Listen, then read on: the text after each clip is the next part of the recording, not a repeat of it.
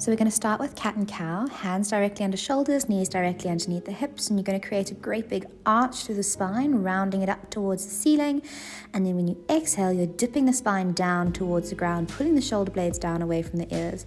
That tailbone and pelvis are tucking forwards and back, and the chest is opening up as well. Full motion.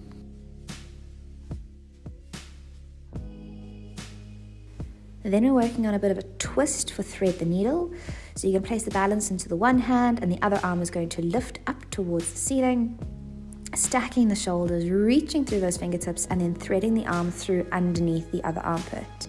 Keeping the hips quite square over the knees and getting a full twist, opening up the chest, reaching out through the fingertips and getting that full rotation through the spine as you reach all the way through.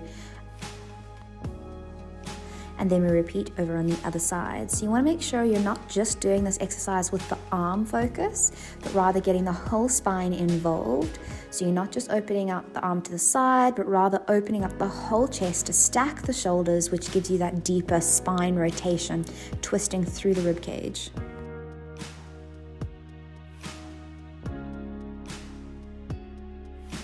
Then we're going to walk our hands forwards to the front of the mat into a puppy pose. You're going to keep the hips directly above the knees so the bum stays up in the sky and you're stretching the chest to touch the floor. Then you're going to thread one arm through underneath the opposite armpit, and you can either take the top hand behind the head or press it in front of the nose to get a deeper rotation twist through the spine. When you switch over to the other side, you can also try just walk the hand behind the ear, so you're getting, again, a deeper rotation. But do the one that works best for you.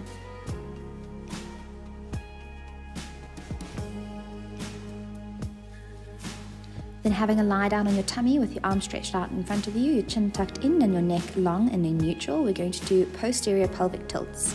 So the idea here is that you pull your belly button away from the floor, squeeze your bum to get that lower back nice and flat and the hip bones pulling up in towards the belly. So those front hip bones pulling in towards where the belly button is, creating a sort of hollow sensation underneath the tummy. And then you're going to hold for a few seconds as well.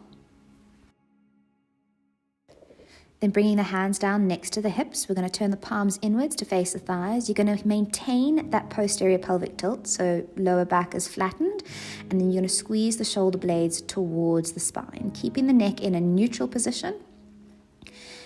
And you can lift the pinky fingers up towards the ceiling at the same time. So it's all about opening up the front of the chest. Then we're going to advance that to add an extra back extension where the chest is going to lift off the floor as well as the head, but the neck is going to stay in line with the rest of the spine. So you're not looking forwards, you keep the chin tucked in.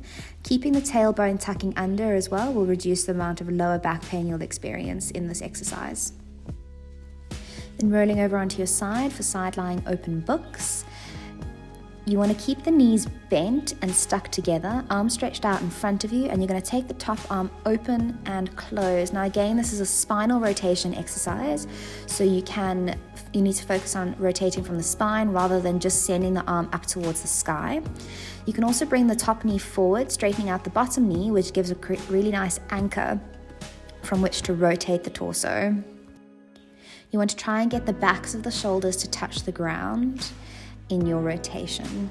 If you watch the hand as it reaches up and over, it also helps you to reach a little deeper. So try not to keep your gaze facing forwards the whole time unless your neck feels like it's under strain.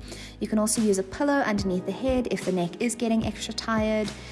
Do what feels best for you. And making sure that those hips are nice and stable, so all that twisting is coming from the hips upwards towards the top of the spine.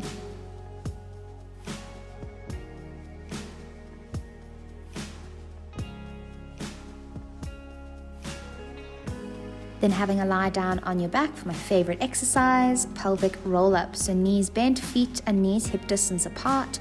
We tilt the pelvis and peel the spine up off the ground and then roll it back down one vertebra at a time.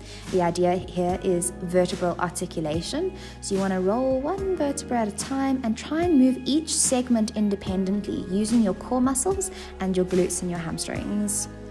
Finding that stretch down the back of the back as you roll to connect the spine to the ground.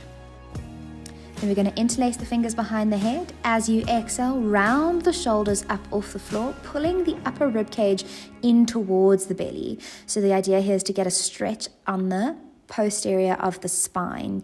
So you're not just crunching for the abdominals, but also thinking about getting a stretch on the back of the back as well. It's all about movement and developing control of that spinal movement.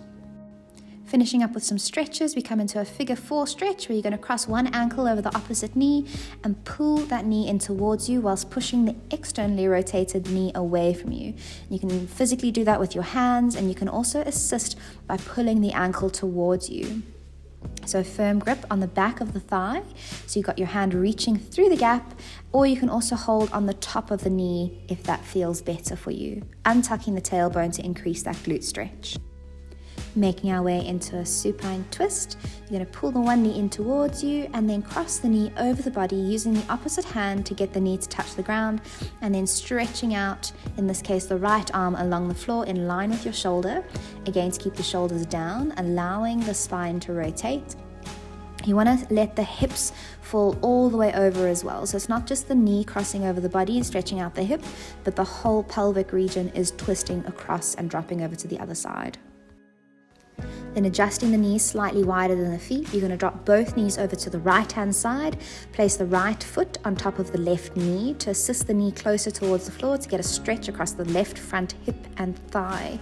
Keeping the tummy nice and engaged, you want to work your lower back towards the floor. So the more you pull into a posterior pelvic tilt, getting the lower back, that lumbar spine towards the ground, the more it's going to stretch across that top hip flexor. If you feel pain at any point, feel free to stop. Safety is important. Remember to listen to